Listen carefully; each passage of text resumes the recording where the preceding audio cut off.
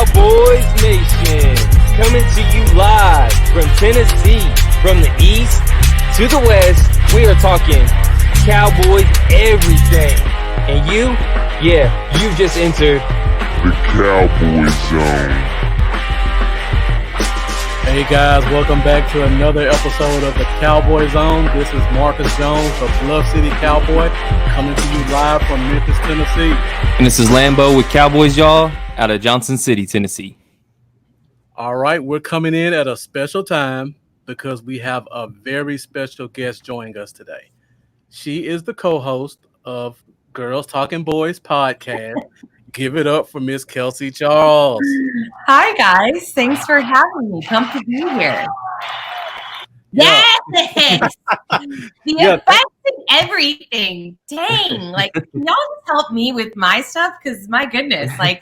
Whatever you need, we got you, Kelsey. Sure. How are you doing? I'm doing well, thank you. Just hanging out here on, I don't even know what day it is. I'll be totally honest with you. Like, what are days anymore in 2020, because it just feels like they all go together. But I'm good. I'm good. You know, I can't complain. Staying healthy, staying safe, and so getting to talk Cowboys with you guys tonight. What more could I go ask for? All right. Before we start, thank you, Mendoza and Khan, for joining us. Everyone, when you get in, make sure that you share this to your personal page. Elazar, what's up? Favorite group, and we're going to talk some Cowboys topics and some NFL topics, so you guys stay tuned and stay with us. And it's and as Marcus said, you're the co-host of Girls Talking Boys, and a lot of people have been, following along with the show y'all got going on. How did you and Meg kind of end up pairing together to get that thing started? Like, how'd that come about?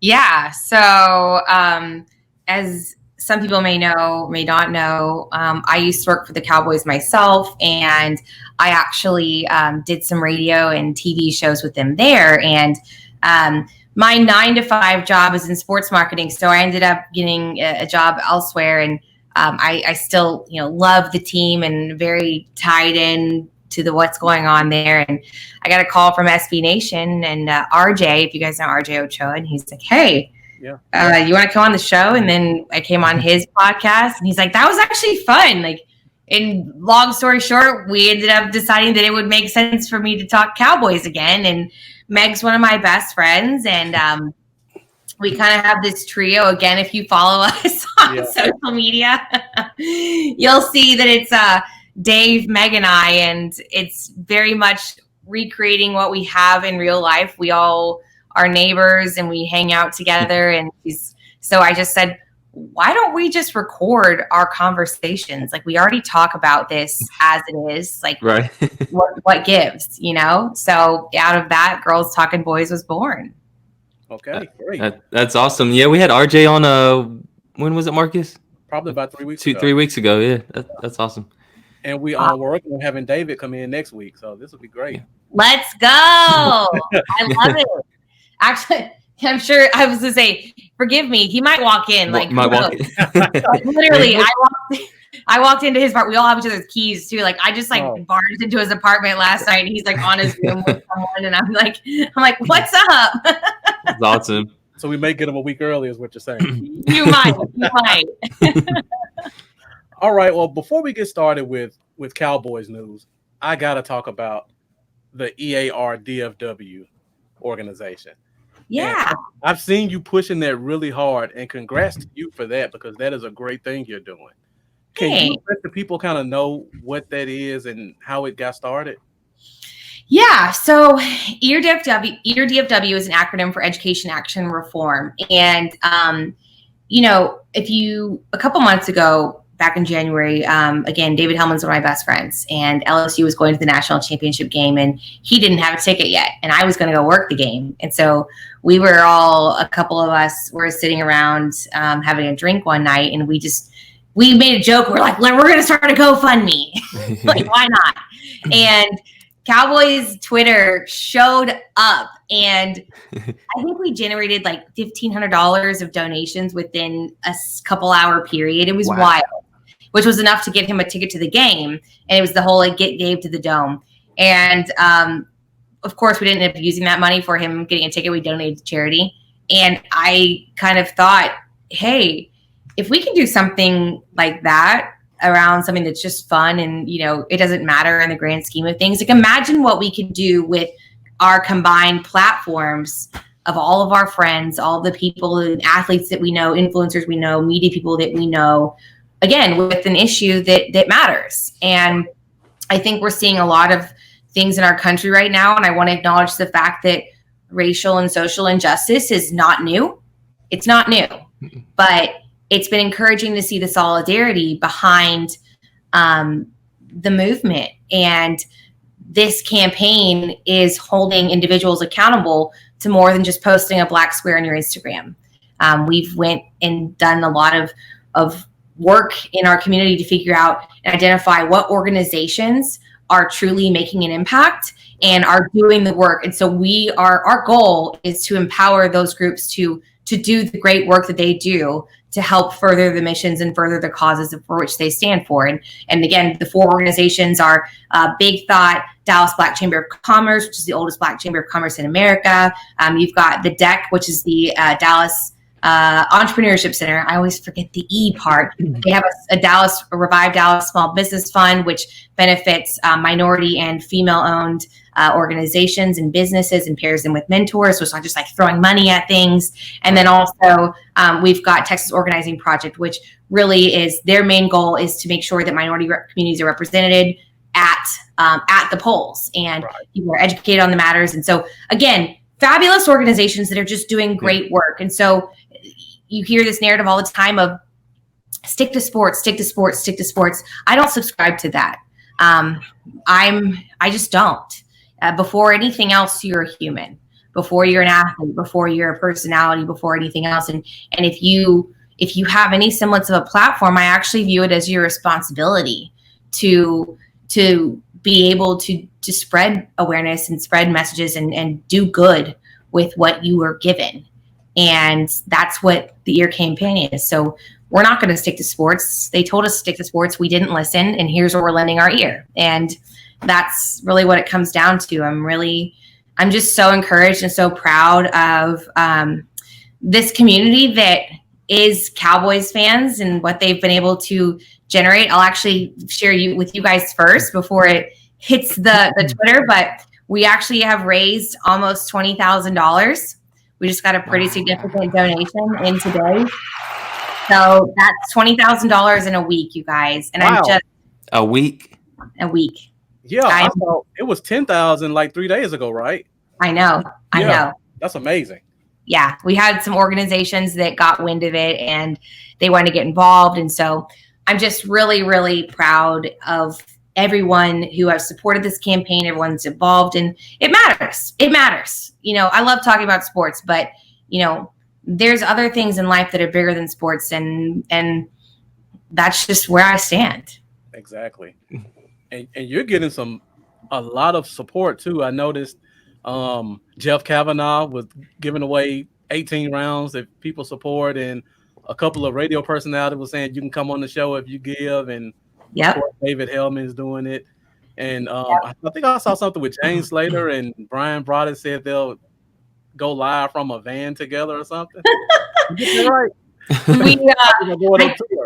I think that's separate, but Jane Slater and Brian Broaddus are both involved in their supporting the campaign. But Brian he did mention that he would join some of the Zooms with Dave. So if you guys want to talk draft or scouting, that is totally on the table. Again, like I'm just here to kind of bring the groups together. My friends are really cool and they're way cooler than me. And so it's cool to see what they're offering. And you can go on Bin and Skin. Travis Frederick, if you want to play, some games with him, like he's offered up that opportunity with Bin and Skin. I think Shippy is going to get involved and offer some fun things coming up later too. So a lot of cool stuff brewing. And again, like giving to the cause is so important. I think it's great. If you can't do that, spreading the awareness around it is really great as well. But you can also get some fun stuff in return. So it feels like, why not? Right. And if anyone wants to contribute, we'll have it scrolling at the bottom of the screen so you guys can see the website to go to. It's a great cause. It's a lot of great people supporting it, and we hope you guys support it as well. The Cowboy Zone has already made a contribution, and we hope you guys follow suit. Awesome. Yeah, thanks, guys. It's eardfw.com. You can always tweet me on Twitter if you have questions or anything else. We'll have it going for a little bit longer, but I really want to blow this goal out of the water. I mean, shoot, I want to get to 25. Let's get to 25. Why can't we get to 25? Let's go. That's the next goal. So let's get to 25,000, y'all. Let's do it. Definitely. I think it'll definitely get there quick. I mean, if it got to 20 pretty fast, I think 25 is going to get there. I'm here for it. I'm here for it. All right. Before we started, there was a little bit of news from the Redskins. We don't have to go into it a lot, but there's been scandals in the nation's capital. Breaking news.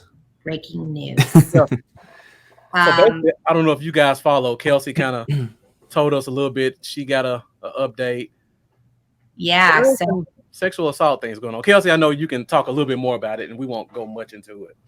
Well, basically, the Washington Post, we've been kind of hearing rumblings about this, some news that's going to be coming down in Washington for a couple of days. And I haven't even gotten a chance to read the full article yet, but the Washington Post published an article literally about 5 o'clock just now. And in essence, 15 women, former employees, or I guess more than a dozen women, have alleged sexual harassment and verbal abuse by the former team employees at Redskins Park. So after the findings, there are several team employees that actually resigned, including the club's longtime radio voice and the team director of pro personnel. So it's not great. It's not great. And I'm so glad it's not us this time. Yeah. So Take the pressure away from the Cowboys for once. Let's have a quiet off season. Well, minus our Dak issue, but and we'll get to that shortly. Yeah. Is it ever quiet for Cowboys? First of all, no, it's not.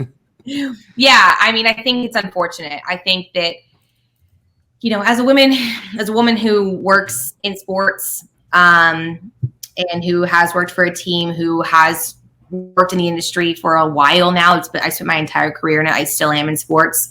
I think this is common. I hate to say that, but the locker room culture is something that is not new to me, and it's 2020. And I think that it's time that we stop accepting that as okay. And, again, I haven't read the details about what's going on. I'm not referencing anything that's specifically happened at the Cowboys. I just think, in general, I think a lot of times it's the locker room culture. Well, nah, man. We can't. That's just not.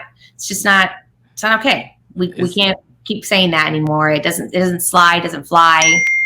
So we're done with that. Exactly. I definitely understand. I've been in locker rooms many years. Growing up playing football, and it's definitely something that's. Seems like it's been around in a lot of locker rooms, throughout time. Yeah. Yeah. So definitely worth looking into. I think that you saw earlier, Adam Schefter made a report that some of the minority owners in the team were looking at selling their shares. So I think that it's just the tip of the iceberg, at least in terms of the trickle-down effect and what's going to happen. I don't think a lot of people want to be a part of what they've got going on out there right now. Right. This on top of the controversial name. This is not the first time that the name has been brought up into the topics of should we be still using this type of naming in this century? Let's consider where it came from, what it actually means, and what it means to people who it actually is directly pertaining to. So, Do you have a or what would you guess is going to be the new name if you had to take a guess at it or take a stab at it? What was the one that was the fighter pilots one? I really, really liked Red Tails, the Red Tails with the little red and yellow plane, the Red Tails. Yeah, I seen that one. Cool. And I just think that it's a cool nod. It was like a black, all black squadron. I think it was in World War II. Yeah. And I think that's really cool. I think that'd be awesome if they did that. I think you'd have to do it right. and you have to make sure you're really well aware of like all the facts around it, because again, like I also am not a fan of people coming in and just because of the times, taking a advantage of it, basically. Kind of, yeah. Like we don't need to be profiting off of like a piece of culture just because it's trendy. Quote, you know, if you're going to do it right.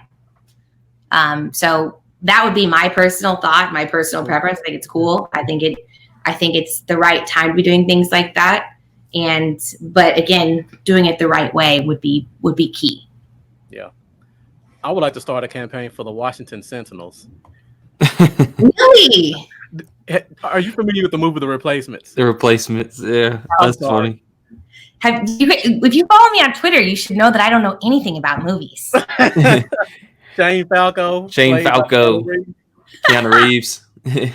Have you seen Bobby like ream me publicly multiple times? Bobby Belt is like, you haven't seen E.T.? I'm like, nah, man. Like, what? You could name your top 5, your top 2 movies right now, and I probably haven't seen them. Like Titanic, nope. Gladiator, nope. Forrest Gump, own it, never seen it. Like E.T., no way. Nope. Waterboy, nope. It's really bad. Oh. It's not great. I'm not proud of it, but like it's a fact. Meg seems to pick up the slack with all the references, though, the pop culture references. So Meg is the content queen. We balance each other out very well in that regard. Like she knows everything. I'll text her like, "Hey, did you see this?" She's like, "Yeah, I saw that like 2 weeks ago." And I'm like, "Cool."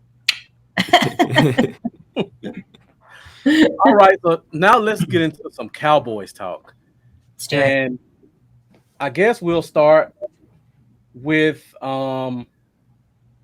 let's talk about a couple of weeks ago. You guys did this episode about the NFC East Super Team. Yes. And I just want to pull that up really quick so you guys can see. Okay. I have my notes. I mean, we're not going to go into it too much. Lambo and I both heard the episode, and we just had a couple of questions about a few of these guys just to get some info on what you guys were thinking. Okay. All right. So if you guys can see this was their NFC East Super Team. Basically, they chose the best players from all 4 teams and kind of put a super squad together. Now, for me, I'll go first, Lambo. The one I was wondering about, how do you not have Zeke as the running back? I just don't get. I'm not a Barkley fan. I just don't see how you could not put him on the list. Okay, it's funny you say this because all the Zeke talk right now, I may be changing my mind on this. So the thing about Saquon and Zeke, like I think pretty easily you can. I don't think it's a discussion that between Zeke, Christian McCaffrey, and Saquon, those are your top 3 running backs in the league right now. I could be wrong if you want to have a conversation, but I'm not wrong. I think they're different styles, though. I think a guy like Saquon, like he's a little more. Is nimble the right way to describe him? Yeah, maybe it is. Like he finds those gaps. He's just a different style of running back. He's going to be a little faster than Zeke, but that's not saying that Zeke's not amazing. Zeke's incredible. He's a bulldozer, and he gets those yards. I mean, all of this controversy around, what he's bringing to the table. I did a little research, and so let me just go ahead and maybe refute myself really quickly. Since 2016, Ezekiel Elliott, when it comes to rushing yards per game, he's leading the pack, 96.5, right? You've got Le'Veon Bell and Saquon. Saquon and Le'Veon both have 79.7. Bradley Chubb, 77.8. So again, styles aside, he's still incredibly productive. All this talk of like one offensive coach in the NFL named him the 11th best running back. I'm like, what? Like, who do you have before him? Like, are you serious? Like, I'm confused. What 11 guys are above him? Like, I'm sure they have got like Derrick Henry. Are you going to put Jalen Hurts? I wouldn't even put Derrick Henry. Like, what are we doing, guys? It's yeah. So, I could very easily switch sides and go Zeke on that. I think that it was just, I think we went solely based on the style at the time. But I don't know. I might be changing my stripes in that regard. You can't go wrong with either. I will say that Barkley's had a really horrible team around him. Yeah. So I think he would do very well with the kind of talent we have on our team if he had that around him as well. But so I could see, why that'd be a good, pretty much a toss up there. They're both very talented running backs. Who did you have a question about? I forgot to ask.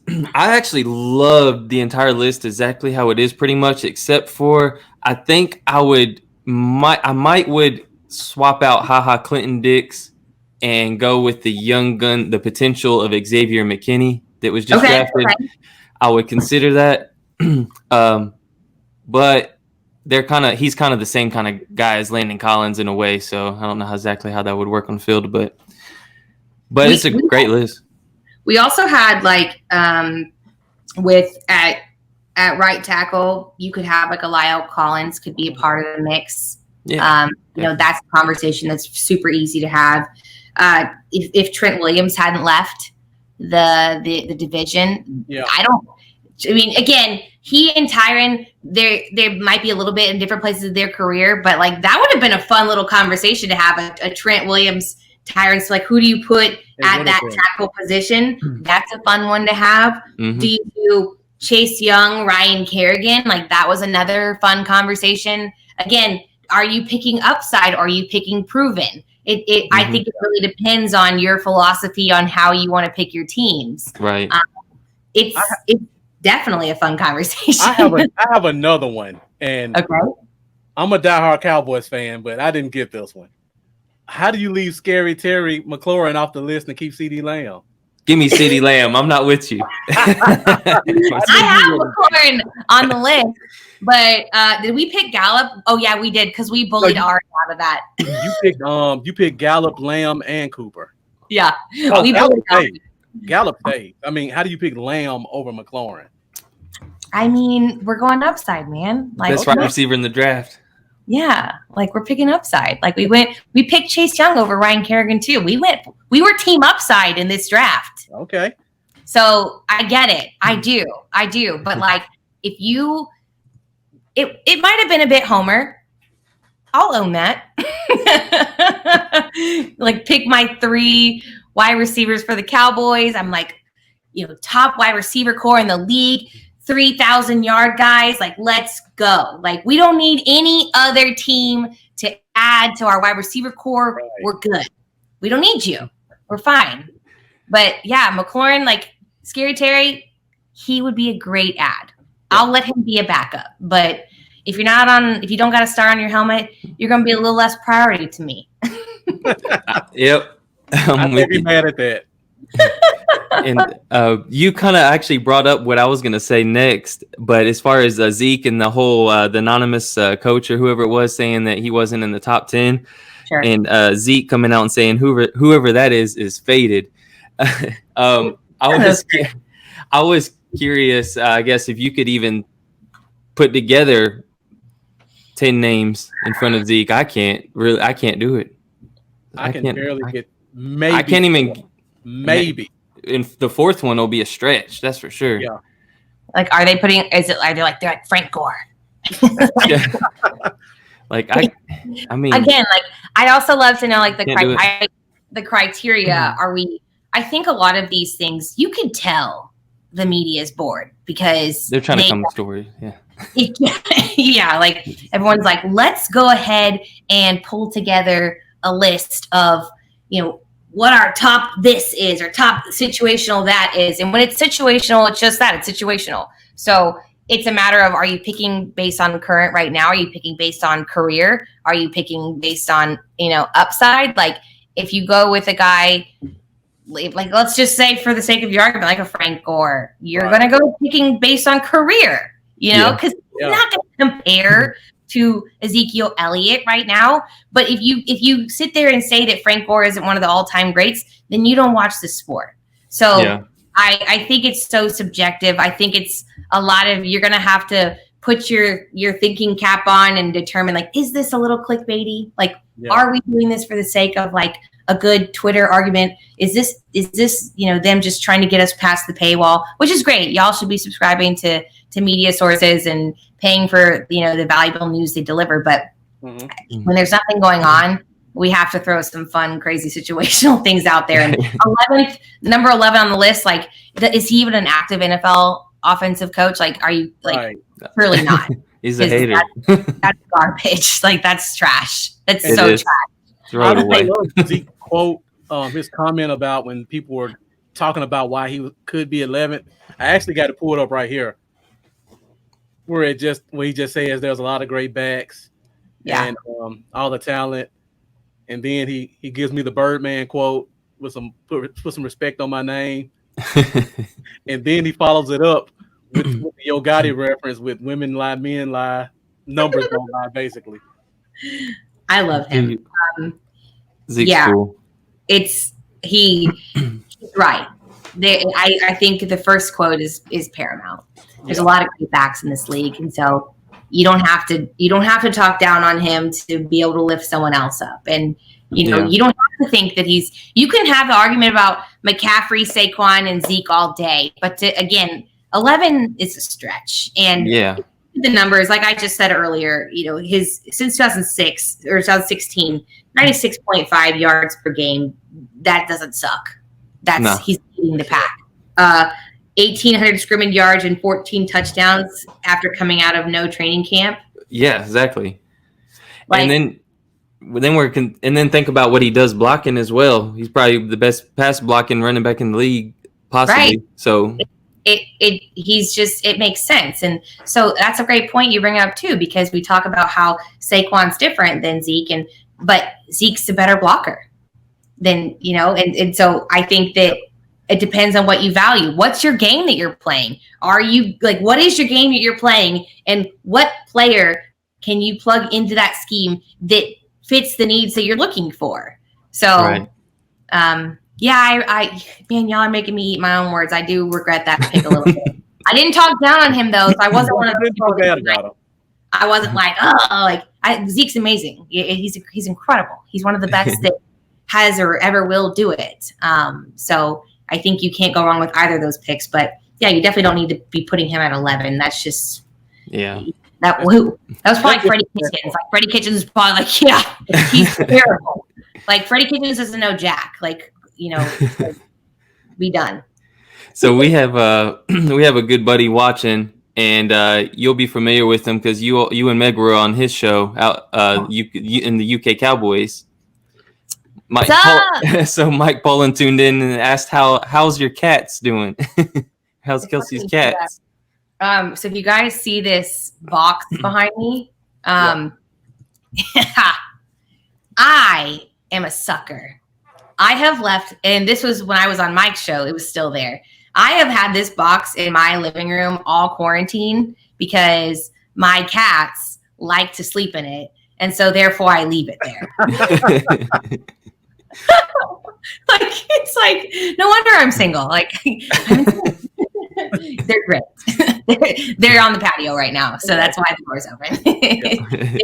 I'm sure you'll get a cameo here shortly. I would imagine at least one of them.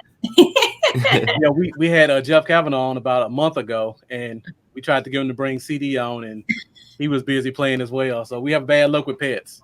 Oh yeah, CD. Actually, Jeff came on our show a couple of months ago, and CD was wilding out like so hard. He was just like losing his mind. It was really funny. I had to edit like half the show down because CD was just barking so much. It was very funny, but like you couldn't hear us. So I guess we got lucky that day. Yeah, exactly. So speaking of pet cats, we're about to enter training camp in a couple of weeks, and everybody has kind of their guy that they're rooting for to make the team. That's kind of like the underdog or the pet cat. Do you have a pet cat going into training camp right now?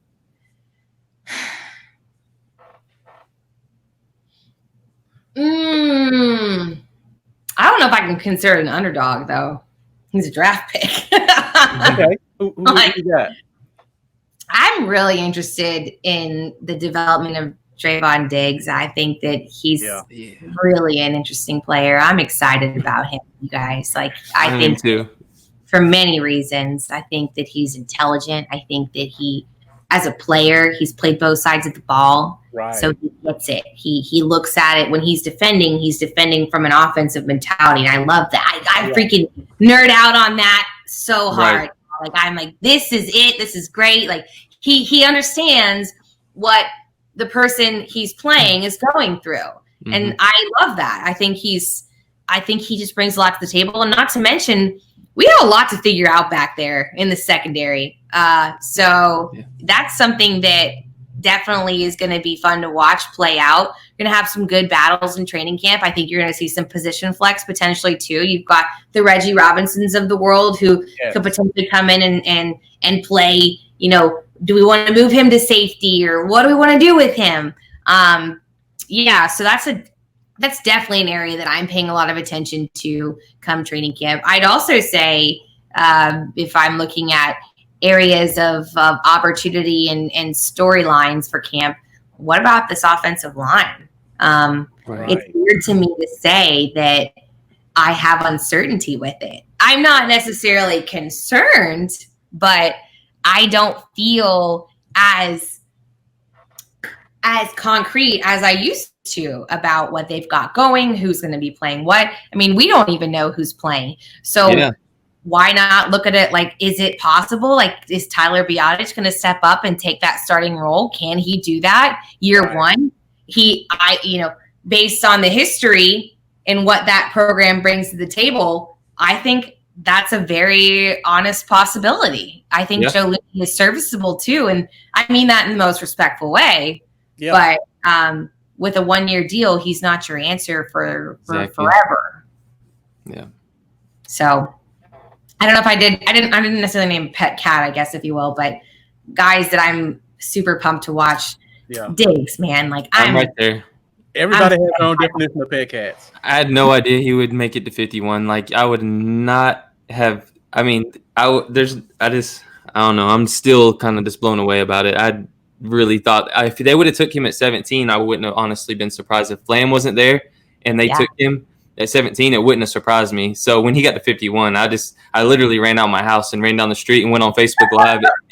I put on my mullet wig and I went on Facebook Live and I was like, Trayvon Diggs, man. That's crazy. Yeah. That's awesome. Incredible. I need to see that. Is it only on Facebook or do you do it on Twitter too?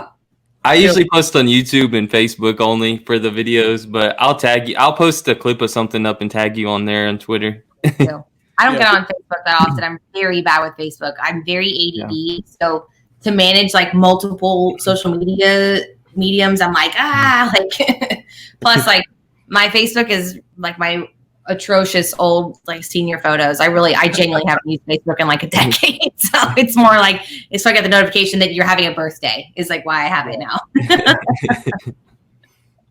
All right, Kelsey, I know we're kind of holding you a little bit over more than what we said. No, you're good. You're good. Don't worry. Okay. Well, we had one more question for you. And of course, we don't like to talk about it a lot, but we can't let you go without talking about it. Dak watch is over as of yesterday, and he's going to officially play under the tag. Yep. How do you think we should look at that in terms of 2021?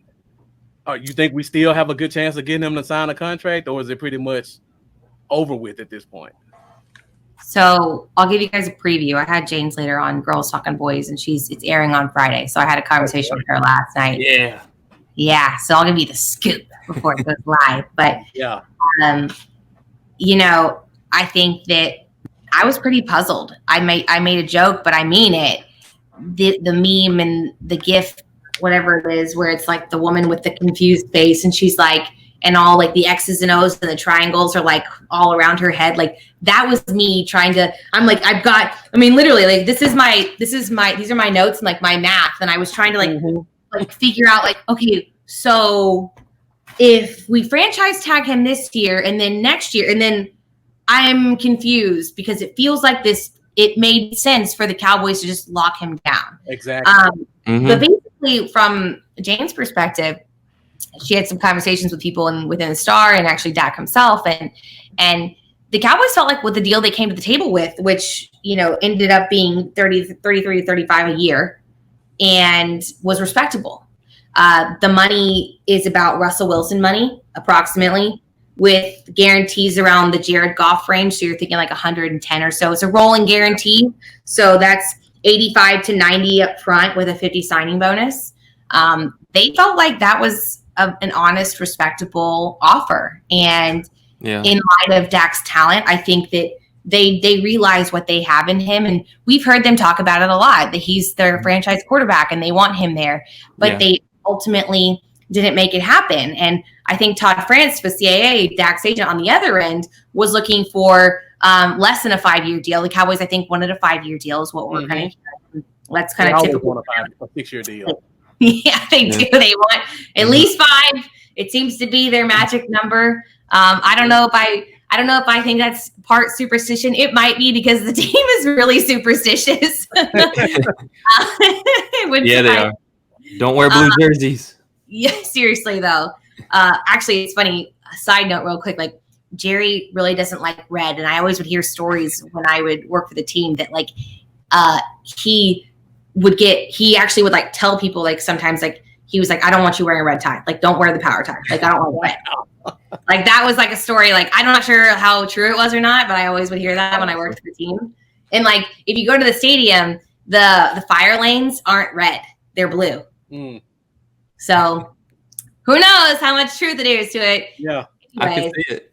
I digress. But so Todd France wanted the 4-year deal, shorter term deal, more friendly for his client. I think he was hoping to maybe line it up with the 2022 TV renegotiations, even less if they wanted to do like 3 or 4 years. And they weren't able to make it happen. I think we heard these ballpark of maybe like 38-40 is kind of more the numbers that they were hoping for. But if you do the math, which is the part that, again, I was mentioning was kind of confusing to me. So what I think is going to happen is the Cowboys have to tag Dak this year. Obviously, they've already done that. $31.4 million, right? Right. 2021, they'll have to tag him again, most likely, because they need to be able to negotiate with him. So they can't have a conversation with him until after the season. So let's go ahead and just for the sake of an argument, they tag him in 2021, right? So that's $37.7 million. Let's go further hypothetical. I'm not as confident that this will happen. Let's say, but they could. They could. Third tag. If they do a third tag, you guys saw those reports. 54.2. That's $123 million over 3 years. What does that average? 41.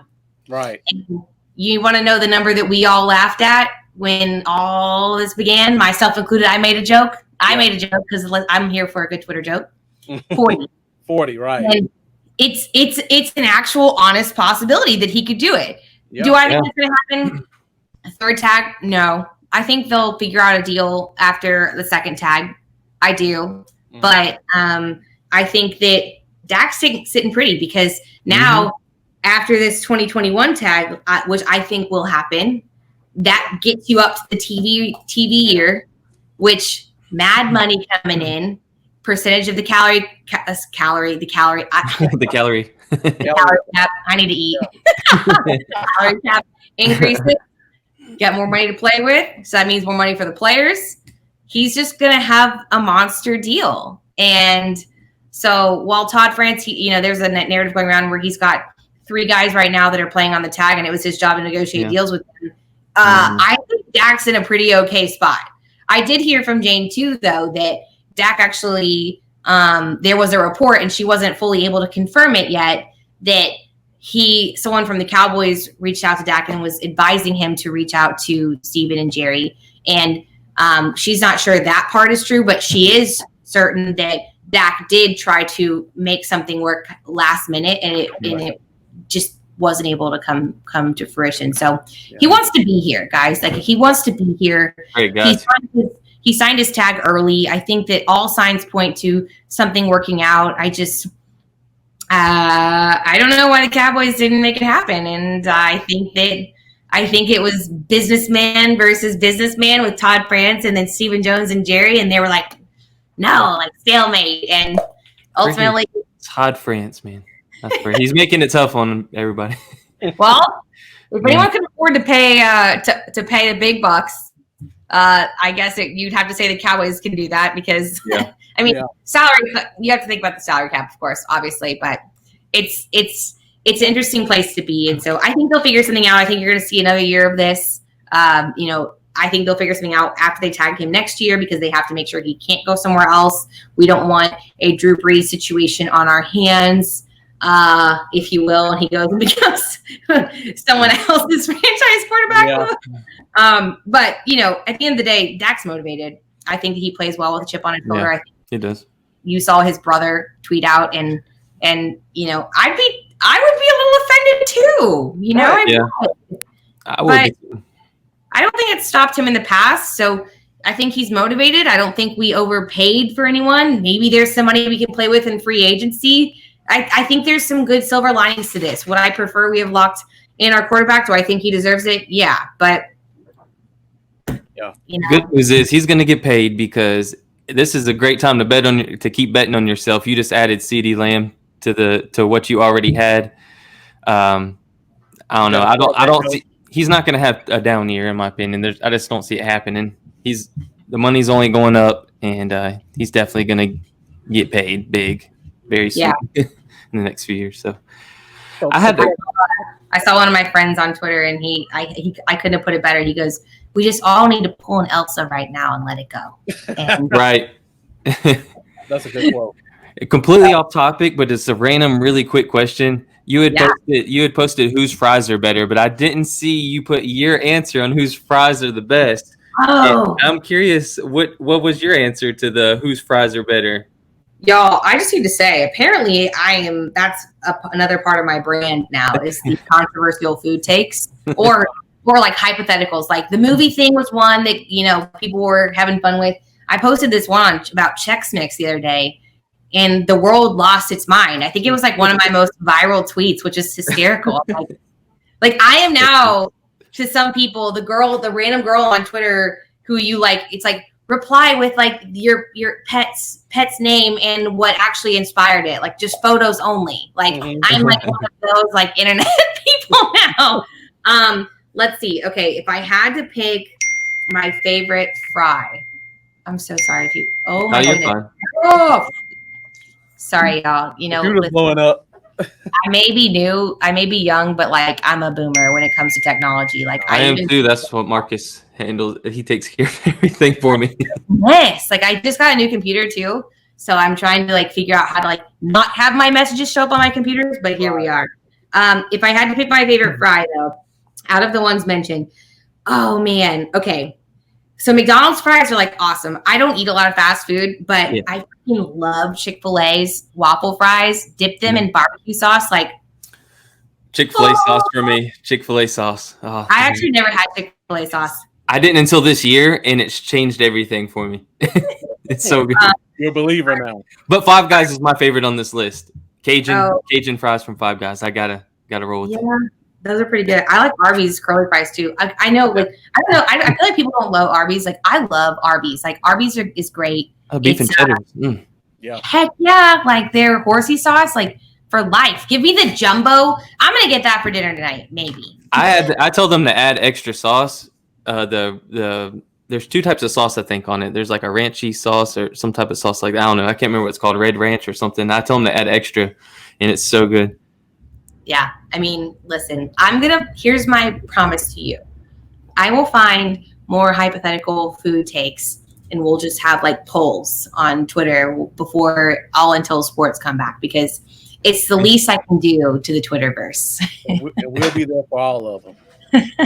For sure. Deal. All right. So I know we kind of held you a little bit more than we anticipated, and we appreciate you staying on with us and answering our questions. Hopefully we can have you back again when the season starts so we can talk some of course.